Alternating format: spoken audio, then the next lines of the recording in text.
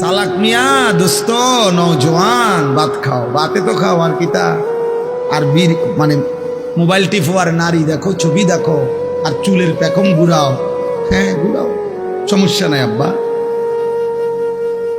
দেখবা তোমার চাইতেও বড় শক্তিধর এই পৃথিবী থেকে হারায় গেছে, তোমার চাইতেও বড় ক্ষমতাধর এই পৃথিবী থেকে হারায় গেছে। তুমি কেডা? এ দেখতে দেখতে নাই, দেখতে দেখতে যৌবন ফুরায় যাবে, দেখতে দেখতে এই শক্তি সামর্থ্য ফুরিয়ে যাবে, ফুরায় যাবে। আশ-শাবাবু বাইনা দুফাইন, এক বড় বুজুর্গ বলছে, যুবক তুমি মনে রেখো, তুমি দুই দুর্বলতার মাঝখানে আছো। তোমার শিশুকাল দুর্বল, তোমার বৃদ্ধকাল দুর্বল, দুই দুর্বলতার মাঝখানে অল্প কিছু সময় তুমি শক্তি নিয়ে আসো। সেই শক্তির সময়টাই হচ্ছে যৌবনকাল। যদি কিছু করতে হয় শক্তির টাইমেই করো, নিজেকে গড়লে শক্তি থাকতেই গড়ো, নিজের আখিরাত সাজাইলে শক্তি থাকতেই সাজাও। হয় তুমি পিছনের দিকে শিশুকালে আর যাইতে পারবা না, আর বৃদ্ধকালে পৌঁছে গেলে দুর্বল হয়ে যাবে, তখনও আর পারবে না, অথবা কবরে চলে যাবে।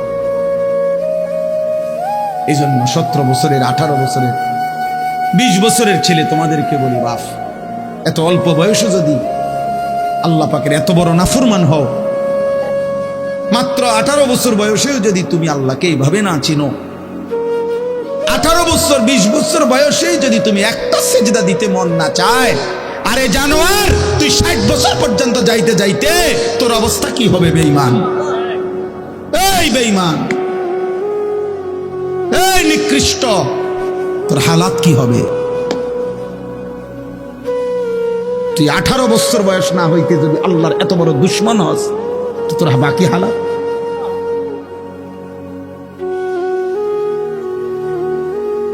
বিশ বছর না আইতেই যদি তুই এত নারী দেখে ফেলো, এত উলঙ্গ ছবি দেখো, জানোয়ার বাকি জীবন তাহলে কি দেখবা?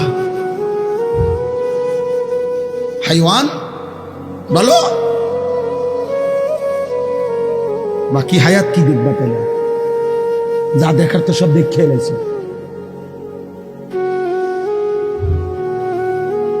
এরপরে কি করবা?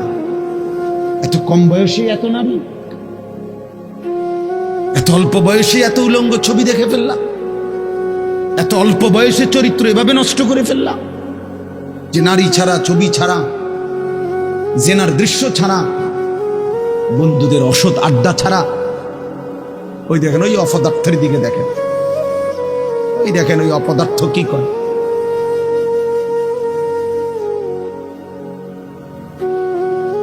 এই জন্য বললাম ভাই, ভাবতে শেখো বাবা, বাকি হায়াত কি করবে, বাকি হায়াত কেমনে চলবে? তাই না, এত কম বয়সে যদি কেউ এত চরিত্রহীন হয়, তার সামনের হালাতটা কি বলে?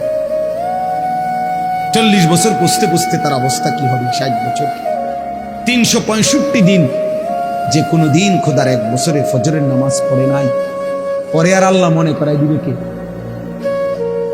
হ্যাঁ বুঝো নাই ভাইয়া? 1 বছর যারে আল্লাহ ভুলাই গেল, তো তোমার আর মনে করাবে কে আছে তোমার এরপরে? আর যে সময় তোমার মাথার উপরে বাবা দাদা তাদের ছায়া আছে, তখনই যেহেতু তুমি আল্লাহ ভুলে গেছো, তো যখন তোমার বাপ মরে যাবে, দাদা মরে যাবে, মা মরে যাবে, তখন তোমারে আল্লাহর কথা মনে করাই দিবে, তোমারে আখিরাত মনে করে।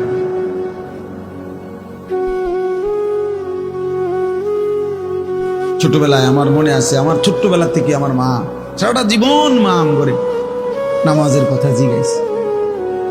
আমি প্রায় বলি, এখন আমার মার বয়স কমপক্ষে 70 হবে, আমার আম্মার কিচ্ছু মনে নাই, কিছু বলতে পারে না, অসুস্থ। একটা ট্যাবলেট দিলে আধা ঘন্টায়ও মা ট্যাবলেটটা খায় না, বোঝে না কি তা। কইলে কই মা এটা খান না, খান। পানি মুখে দিলে জোর করে মা এটা ধরে রাখে, মা এটা বোঝে না যে এটা খাওয়া দরকার, মানে এই কথাটাই বুঝে পারি না বলি। এখন এমন দুর্বল হয়ে গেছে সেই মা আমার। এখনো আমরা কথা বললে আমি বলে জিগা, আমারে তো জিগা, পুত মা ধরছে, কসম আল্লাহ। মা আমার এখনো আমার জীবন নামাজ উঠছে, নামাজ উঠছে। মা আমার সব সময় বলে, এখনো বলে, মা ফুট কতখানে ওয়াজে যাও, মানুষের লগে চাই টাকা পয়সা লইয়া ঝামেলা করো।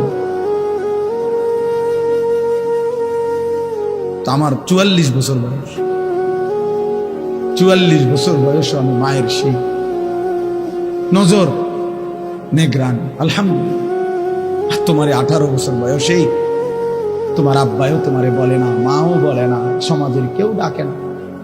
তোমার পতন, তোমার ধ্বংস, তোমার বরবাদি, তুমি নারী দেখতে দেখতে ধ্বংস হয়ে যাইতেছ, ছবি দেখতে দেখতে বেঈমান কাফেরদের মতো সাজতে সাজতে সাজতে সাজতে, চুল পান শার্ট পোশাক লেবাস চলা ফেরা উঠা বসাতে কাফের মুশরিকদের মতো হতে হতে ধীরে ধীরে একটা সুন্দর ছেলে, একটা সুন্দর জওয়ান মুসলমানের একটা তাগড়া ছেলে চোখের সামনে কি হয়ে যেতেছে, নষ্ট হয়ে। এই সমাজ তাকায় তাকায় দেখতেছে। বুঝছেন চাষা ব্যাপারটা চিন্তা করে দেখেন করতেছে বিষয়টা কি ভাইয়া? একটা ছেলে বলো বাপ, কেউ তোমারে ডাকে না, কেউ তোমারে ফেরায় না, কেউ তোমার এই অব্যাহত গুনাহ অশ্লীলতা বেহায়াপনা থেকে কেউ টাইনে ধরতেছে না, ফেরাইতে চাচ্ছে না। মনে হয় যেন চোখের সামনে জাহান্নামের আগুনের দিকে যাচ্ছে, ধাও ধাও আগুনের দিকে, সবাই যেন দেখতেছে ঠিক আছে আগাম। আল্লাহ তাআলা বলেন, আল্লাহ বড়ই ক্ষমতাবান, প্রতিশোধ গ্রহণকারী। যুনতিকাম শব্দের অর্থ হলো প্রতিশোধ গ্রহণকারী। আল্লাহ বলছেন আমি প্রতিশোধ নেব।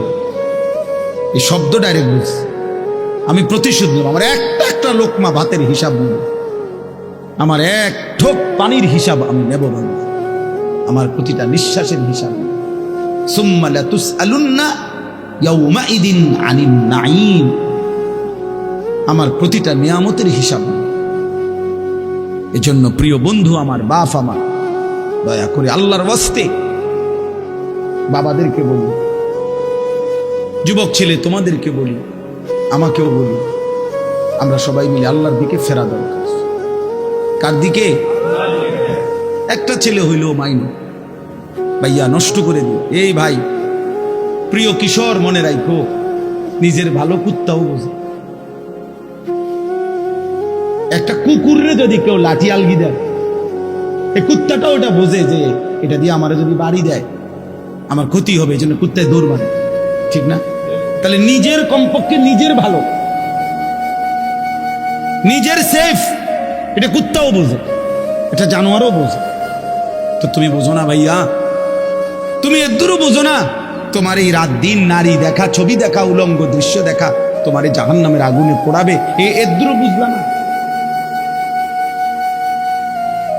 তোমার এই লাগাতার নামাজ না পড়া এই জীবন যে তোমার শেষ পর্যন্ত জাহান্নামে নিবে, এদুরও বুঝলা না? হায় হায় হায় হায়, নিজের ভালোটাই তো কমপক্ষে বুঝলা না। কেমনে বললে বুঝবা? আমি তো আমার সবটুকু চেষ্টা করি, আমার জিন্দিগির ফিকির এটা মিশন। কিশোর যুবক ছেলে বদলাবে, ওরা দিনদার হবে, ওরা সেজদা দিবে আল্লাহকে। এক যুবক যখন সেজদা দেয় তো আল্লাহ তাআলার আরশ নড়ে ওঠে। আল্লাহ তাআলা আরশ আজিম থেকে বলে, যুবক আমার সেজদা দিলি, যা আমি ওয়াদা দিলাম তোরে এই আরশের নিচে ছায়া দেব। তুই আসবি যুবক হাসরের ময়দানে, আমি তোরে আরশের নিচে ছায়া দেব। শাবুন নাশাআ ফি ইবাদাতিল্লাহ, নবীজি বলেন যে যুবক তার যৌবন কালটা আল্লাহর ইবাদতে বেড়ে উঠছে, আল্লাহ রাসূল সাল্লাল্লাহু আলাইহি ওয়াসাল্লাম বলেন আল্লাহ তাআলা তাকে আরশের নিচে ছায়া, ইউযিল্লুহুমুল্লাহু ফি যিল্লিহি, আল্লাহ নিজের আরশের ছায়ায় ছায়া দেন। সুবহানাল্লাহ। এজন্য যুবকের সেজদা বড় দামি সেজদা, নওজোয়ানের সেজদা বড় দামি সেজদা। এজন্য তোমরা হিম্মত করো, রাগ হইও না বাপ। আমি না বললাম আমি ফেরাইতে চাই, এই জন্য আমি একটু শক্ত, নাহলে আমি তো আর এমন না যে এই কারণে সেতায় কতক্ষণ দমকাই ফেললাম, এ তো ঝগড়ার জন্য না। আমার এই মাকসাদই হলো তুমি কেন সেজদা করবা না, নামাজ কেন পড়তা? কমপক্ষে এটা তো বোঝা উচিত যে আমি আল্লাহর সাথে আমার রাগ কিসের। এটা তো কোনো যুক্তিতে ভাই একারে সামান্য বিবেক যদি থাকে, আল্লাহর সাথে রাগ করব কেন? তিনি আমার সব কিছু দিছেন, ঠিক না? আল্লাহ আমার সমস্ত প্রয়োজন পূরণ করতেছেন, যে আমারে সব দিল এবং আমি ডাকলেও দেয় না ডাকলেও দেয়, এমন মালিক আমি পাবো কোথায়? মা গাররাকা বিরাব্বিকাল কারীম, আল্লাহ বলে বান্দা বলো না এমন মেহেরবান মাওলা, আমার মতো দয়ালু রব থেকে কে তোমারে ধোঁকা দিল? এমন মালিক কই পাবা বান্দা, এমন মনিব কই পাইবা, কই পাইবা?